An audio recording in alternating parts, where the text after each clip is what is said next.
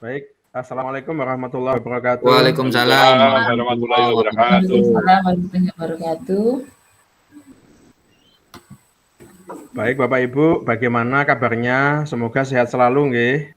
Alhamdulillah sehat Bapak. Alhamdulillah.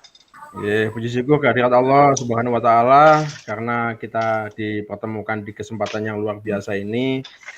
Ya, mengingat Oh ya, sekarang masih enggak, pandemi, Bapak Ibu, yang paling penting adalah keep healthy ya, keep healthy, tadi. tetap sehat ya. Keep smile, keep happy ya. Ya, Karena Bapak, itu yang siap. bisa meningkatkan imunitas kita. Bapak Ibu, kali ini saya akan menyampaikan materi terkait literasi digital. Sebelum saya masuk ke materi, mohon izin untuk share screen ya Bapak Ibu.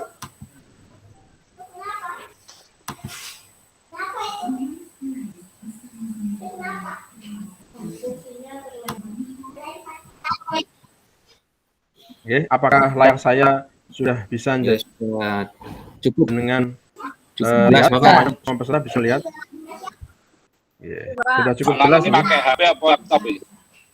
Pak Nanang ini saya menggunakan pakai HP apa? laptop, Bapak. Oh, pakai laptop ya. Oh ya. Oke, materi kita adalah literasi digital.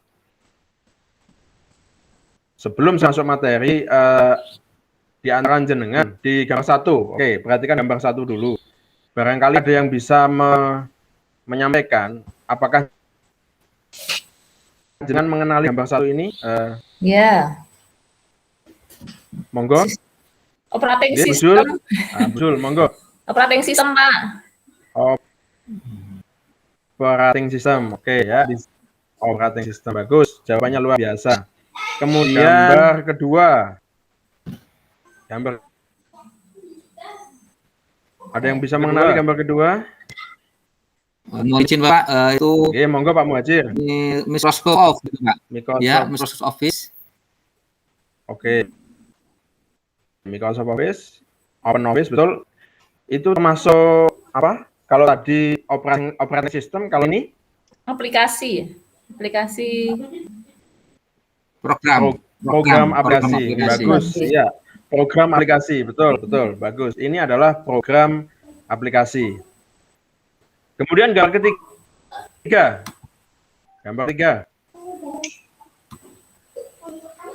Mohon izin Bapak, mungkin menu itu Pak. Monggo Pak Muhajir. Menu tampilan daripada tampung. Oh, menunya Google ini ya? Ada jawaban lain? Iya, menunya Google kayaknya ini ya. Toolbar ya? Betul. Toolbar menunya Google. Sebenarnya sama. Ini juga program aplikasi. Cuma kalau Office tadi kan standalone istilahnya. Artinya tertanam dalam laptop panjenengan semua. Tapi kalau di gambar yang ketiga ini adalah program aplikasi yang berbasis web yang dimiliki oleh Google. Ada email, ada Meet, ada Classroom, dan Google Drive ya, dan berbagai macam fitur yang lain. Gambar keempat sama. Monggo, gambar keempat ada yang mengenali gambar keempat? LMS. Rumah belajar. LMS ya? Pak itu iya, LMS belajar. Pada dasarnya juga program aplikasi yang berbasis web. Hanya ini adalah besutannya pemerintah untuk memfasilitasi Bapak Ibu guru dalam melaksanakan pembelajaran, terutama pembelajaran yang bermoda daring. Semua peserta luar biasa karena bisa menjawab.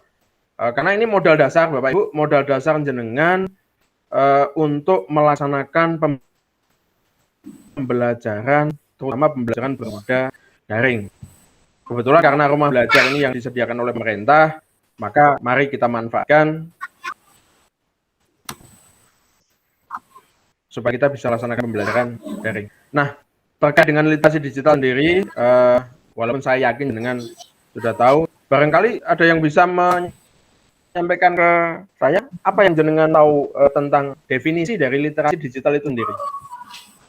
Monggo, Bapak Ibu, kalau ada yang mungkin sudah mengetahui sebenarnya apa sih definisi dari literasi digital itu sendiri? Saya Pak, coba menjawab. Monggo betul. Nah, monggo betul. Silakan betul. Kalau literasi itu kan apa ya, learning mungkin, learning ya, membaca atau memaham, bukan membaca saja sih sebenarnya, membaca, mengamati dan sebagainya yang terkait dengan mencari tahu. Mencari tahu. Literasi digital itu yang ya berbau menggunakan perangkat digital gitu.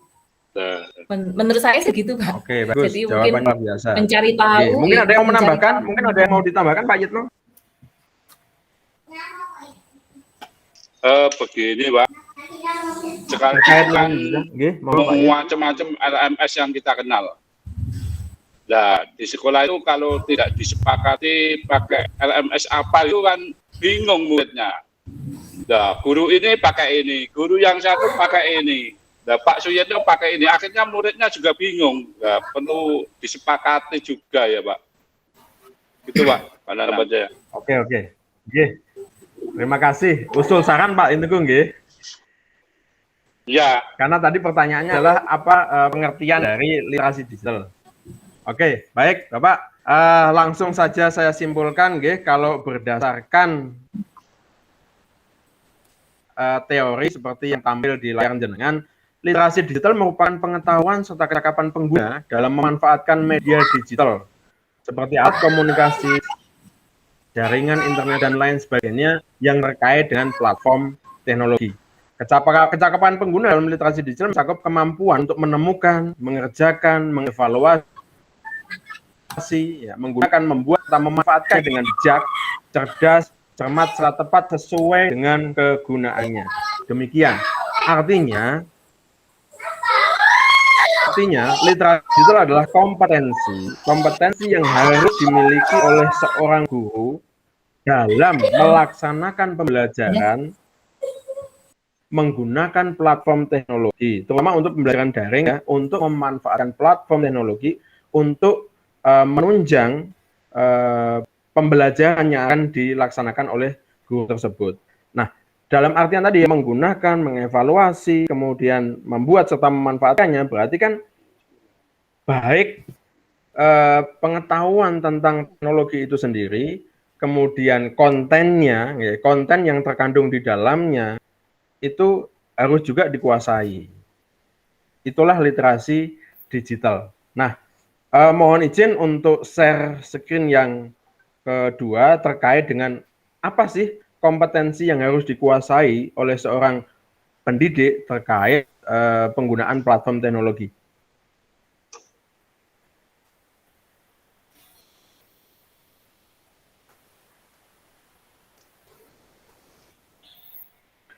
Bisa dilihat ya Bapak Ibu share screen saya? Bisa, Pak.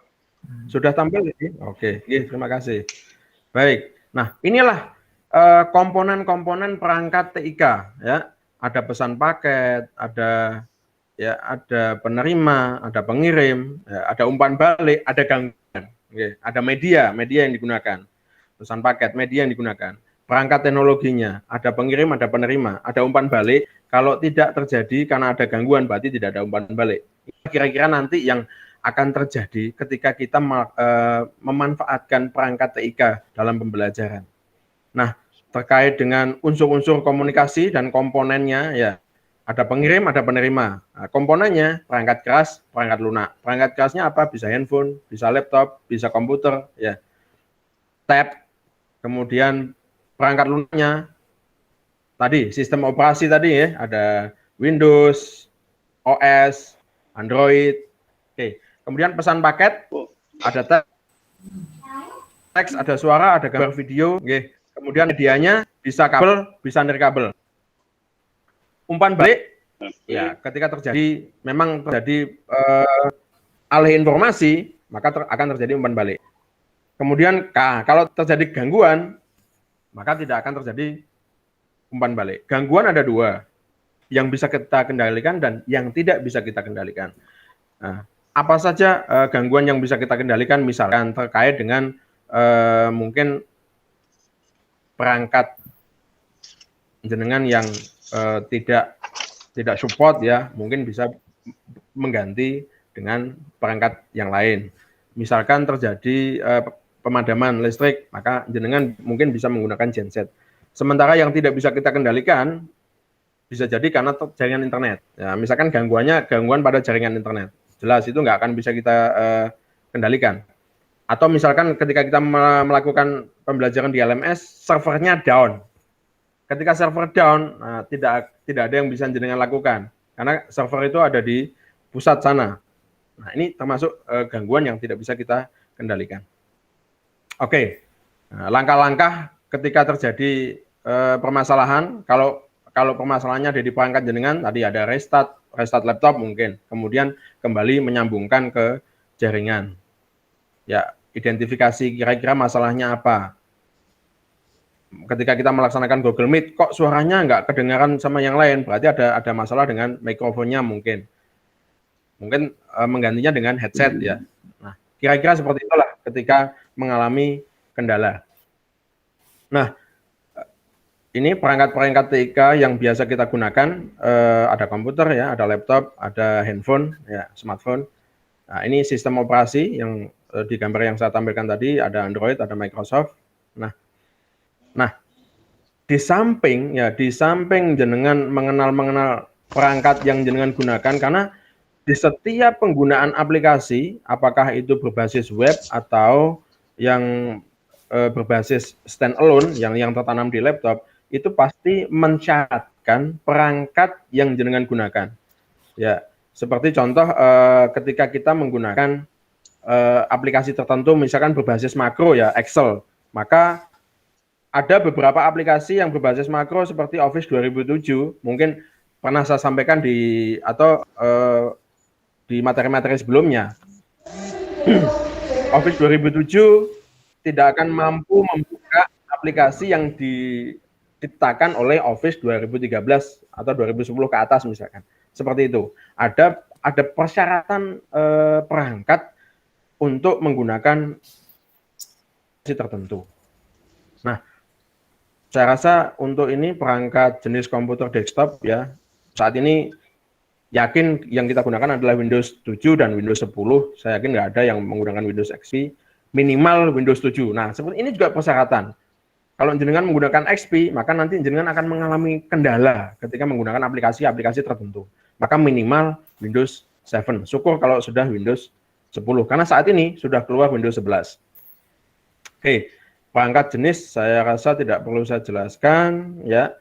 Ini kecepatan CPU, kemudian sistem operasi itu ada yang 32, ada yang 64 ya. Saya rasa kalau sekarang rata-rata sudah 64. Oke. Kemudian aplikasi-aplikasi yang sudah dirilis oleh pemerintah terkait dengan pendidikan ya, ada Dapodik, sekarang kalau di Jawa Timur ini ada AGTK, ada AGLD, ya, ada Akinerja, kemudian ada SKP online, ya. Itu juga terkait dengan pekerjaan, baik itu pekerjaan administrasi atau pekerjaan yang terkait dengan pembelajaran. Dan kemudian kalau pemerintah mensyaratkan untuk menggunakan LMS, padahal sebelum pemerintah menggelontorkan belajar ID, yakin beberapa sekolah sudah memiliki LMS yang di sekolah masing-masing. Ya. Maka kalau memang itu sudah jalan dan sudah familiar dengan Bapak Ibu guru di sekolah-sekolah panjenengan, gunakan aja itu. Kebetulan kalau di sekolah saya menggunakan mediadidik.com.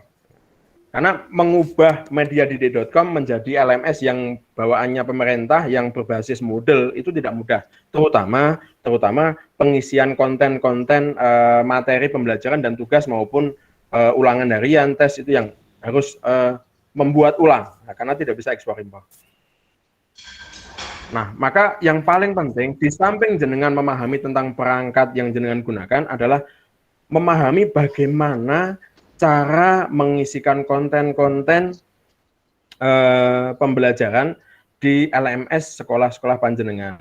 Betul yang disampaikan tadi oleh Pak Yetno, memang harus disepakati. Kalau memang menggunakan Google, dalam hal ini menggunakan Google Classroom, maka semuanya harus menggunakan Google Classroom sehingga bisa dikontrol, ya, bisa diawasi. Karena kalau yang satu menggunakan Google Classroom, yang satu menggunakan mediadidi.com, yang satunya nanti menggunakan Zoom, ada yang menggunakan Google Meet, maka pengelola sekolah akan kesulitan dalam melaksanakan kontrol kegiatan pembelajaran yang Bapak Ibu lakukan.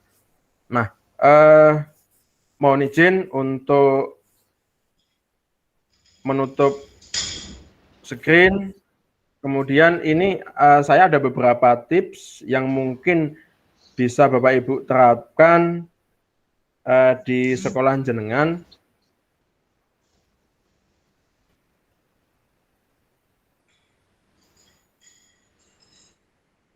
Terkait dengan konten, ya, terkait bagaimana seorang guru bisa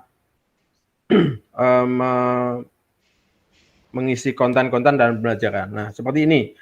Bagaimana seorang guru harus bisa membuat link untuk menampilkan MP3 atau MP4 di konten LMS jenengan dengan menggunakan kode-kode seperti ini. Mungkin nanti ini bisa saya bagi atau saya share ke jenengan. Tinggal kopas saja, kemudian Bapak Ibu saran, ya, manfaatkanlah akun Belajar ID. Karena di akun Belajar ID jenengan akan mendapatkan storage tanpa batas. Di mana jenengan nanti di Google Drive jenengan yang akun Belajar ID, jenengan bisa masukkan video, suara, gambar, PowerPoint, dan media-media pembelajaran lainnya, ya, untuk di-linkkan dengan LMS di sekolah jenengan. Nah, ini adalah kode-kode yang mungkin bisa bagaimana supaya tampilan LMS jenengan atau materi-materi pelajaran atau tugas itu bisa indah, ya, bisa indah seperti ketika dibuka oleh peserta didik itu layaknya dia sedang bermain game, ya. Bagaimana supaya menarik, ya, karena kalau hanya berisi teks saja, saya yakin anak-anak akan malas. Tapi kalau mungkin berupa gambar atau ada tombol-tombol di mana ketika dia menekan tombol dia akan bisa menuju ke materi yang lain, maka layaknya seperti main game sehingga anak bersemangat untuk membaca materi-materi pelajaran yang jenengan sampaikan. Baik, karena singkatnya waktu, saya rasa itu yang saya sampaikan. Kalau memang ada pertanyaan dari Bapak Ibu, monggo. Oh, nggih, Pak Yetno, angkat tangan. Nggih, monggo Pak Yetno, ada yang mau ditanyakan? Pak Nanang, saya itu bingung membedakan antara yang namanya LMS atau yang lain tuh. Contohnya kalau WA, FB itu dinamakan dengan istilah apa, Pak? Kalau di literasi WhatsApp digital ini. Iya. Oke, WhatsApp itu adalah Instagram, media untuk komunikasi, Bapak. Memang bisa untuk pembelajaran, hanya kontrolnya, Bapak, kontrolnya memang agak sulit. Karena WhatsApp itu diciptakan untuk komunikasi, baik texting atau video call, ya, saling berkirim pesan atau file. Bahkan mungkin kalau jenengan mengikuti perkembangan WhatsApp, dulu WhatsApp itu hanya bisa untuk texting aja, tidak bisa menyertakan file. Tapi sekarang bisa. Tapi pada dasarnya WhatsApp adalah media komunikasi, Bapak. Kalau digunakan untuk pembelajaran bisa, hanya kita akan kesulitan untuk kontrol. Sementara LMS adalah sebuah media atau aplikasi di mana pembelajaran itu bisa dilakukan, bisa dikontrol karena di sana ada kelas, ada siswa, ada ulangan, ada materi, di mana ketika anak mengerjakan ulangan, aplikasi LMS ini bisa langsung otomatis mengoreksi. Ketika pertanyaannya itu pilihan ganda. Kalau pertanyaan esai, kalau jawaban singkat, dia juga bisa mengoreksi. Sementara kalau jenengan pembelajaran menggunakan WhatsApp misalkan, maka jenengan harus mengoreksi secara manual.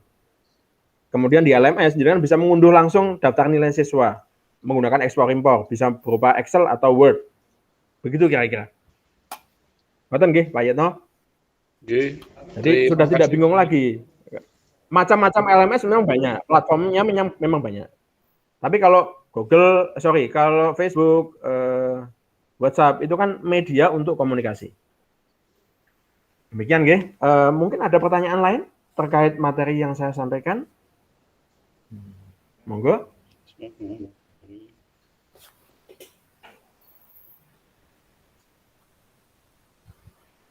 Tidak ada? Izin tanya Pak. Monggo, Bapak tadi Pak menjelaskan, Monggo. Ya, tadi Bapak menjelaskan mengenai Microsoft Office.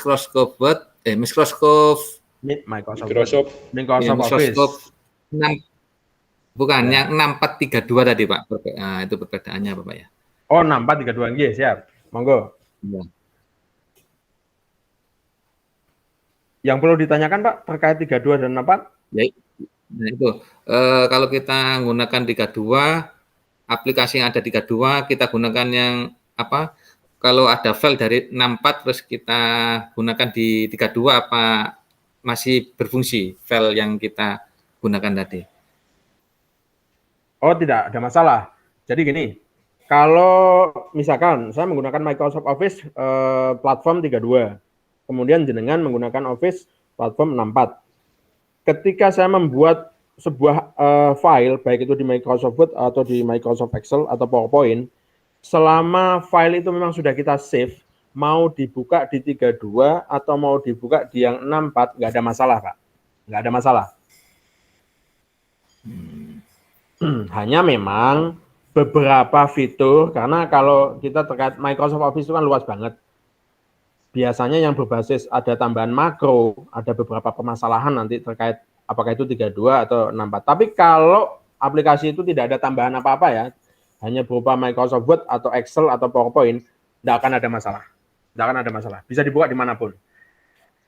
Yang saya maksud tadi terjadi masalah kalau saya membuatnya di 2013, jenengan buka di 2007, itu pasti tidak akan bisa. Terlalu jauh rentangnya. Nggih, Pak Yetno, monggo, ada pertanyaan lagi, monggo. Begitu Pak Mojil, udah jelas nggih? Nggih, matur nuwun Pak. Nggih. Pak Nanang, sama-sama. Pak Yetno, angkat tangan lagi, monggo Pak Yetno. Iya, di tempat saya itu punya saya kan Windows 7. Nah, kiriman Pak Nanang itu kan nggak bisa dibuka di tempat saya. Masalahnya mungkin beda Windows-nya mungkin ya. Itu Pak yang saya sampaikan. Oh ya, ini teknis nih, teknis nih. Kalau Windows-nya tidak ada masalah, Pak. Mungkin Office-nya malahan mungkin ya. Mungkin karena jenengan mungkin masih menggunakan Office 2007 mungkin. Sementara saya, file saya sudah Office 2013 ke atas. Bahkan ada yang 2019 beberapa. Kalau Windows-nya insya Allah tidak ada masalah, Pak. Oke? Ada yang lain terkait dengan materi literasi digital itu sendiri, bagaimana mungkin tadi tentang platform atau tentang bagaimana membuat media-media pembelajaran atau konten-konten pembelajaran yang menarik. Terkait dengan kode nanti saya share nih Bapak Ibu, karena tinggal kopas aja di LMS yang mungkin sudah dimiliki oleh sekolah jenengan. Kemudian saran saya kalau jenengan mengupload apakah itu PDF, PowerPoint atau video, sebaiknya file-filenya jenengan simpan di Google Drive Belajar ID. Sehingga nanti cukup karena tidak ada batasan. Kalau jenengan menggunakan Gmail biasa itu paling maksimal 15 GB. Tapi kalau menggunakan akun Belajar ID tidak ada batasnya. Satu. Yang kedua, ketika kita melakukan Google Meet kemudian kita merekam, ya kita melakukan perekaman, kalau Gmail tidak otomatis tersimpan di Google Drive. Tapi kalau Belajar ID begitu selesai kita merekam, kita tutup rekaman, hasilnya langsung akan tersimpan di Google Drive. Demikian, masih adakah yang perlu ditanyakan? Oke. Sampun, Pak. Saya rasa tidak, nggih. Oke, terima kasih. Itu materi yang saya sampaikan. Silahkan setelah ini Bapak Ibu melaksanakan tugas yang saya upload di LMS terkait dengan literasi digital. Dari saya, jika ada salah kata, ya, ada yang menyinggung, ya, saya mohon maaf. Saya akhiri materi saya. Terima kasih. Assalamualaikum warahmatullahi wabarakatuh. Waalaikumsalam warahmatullahi wabarakatuh. Kayaknya waktunya lewat ya Pak, 10 menit. Nanti editing.